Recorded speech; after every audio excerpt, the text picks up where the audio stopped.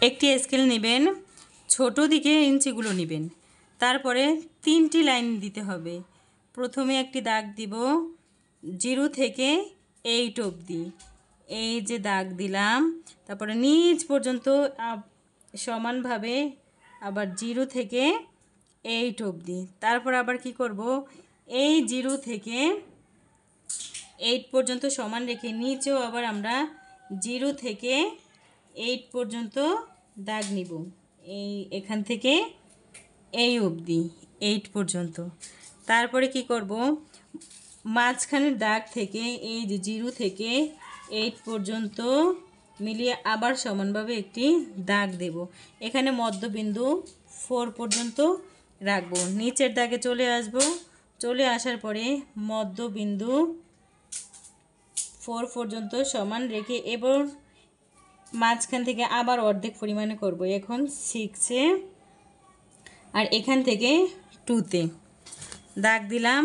তারপরে এইভাবে দাগ দিব, তারপরে আবার এখান থেকে এইভাবে, তারপর মধ্যবিন্দুতে এখান থেকে এইভাবে, এখান থেকে এইভাবে। এখন হচ্ছে চাঁদার কাজ। একটি চাঁদার সাহায্যে আমরা এই যে মধ্যবিন্দু থেকে উপরের বিন্দুতে মিলিত করব, এই যে, তারপরে আবার এই মধ্যবিন্দু থেকে উপরের বিন্দুতে মিলিত করব। এবার হয়ে গেছে উপরের কাজ। এবার এইভাবে এইভাবে আবার মাঝখানে দাগ থেকে এইভাবে এইভাবে এইভাবে এইভাবে। এবার প্রজাপতির মাথাটা আঁকলাম, তারপরে দেহটা আপনারা একটু খেয়াল করবেন কিভাবে আঁকতেছি, এইভাবে। তারপরে লেজটা আঁকলাম এইভাবে, তারপরে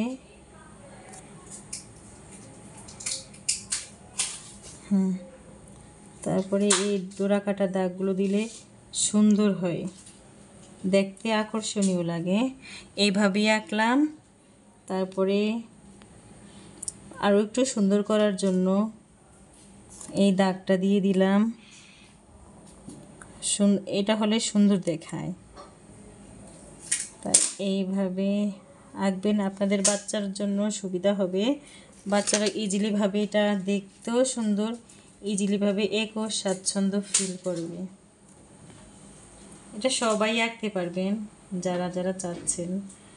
তারপরে একটু দাগ টেনে দিবেন, দাগ দিলে কি হয়, সুন্দর একটা শেপ চলে আসে। এটারও এইভাবে করে এইভাবে সুন্দর, একটু সুন্দরের জন্য এইভাবে, এটারও এইভাবে। তারপরে নিচে যেভাবে রং করেছি এভাবে রং করবেন, কিংবা যার যার পছন্দ অনুযায়ী রং করলে সুন্দর হবে। ধন্যবাদ সবাইকে।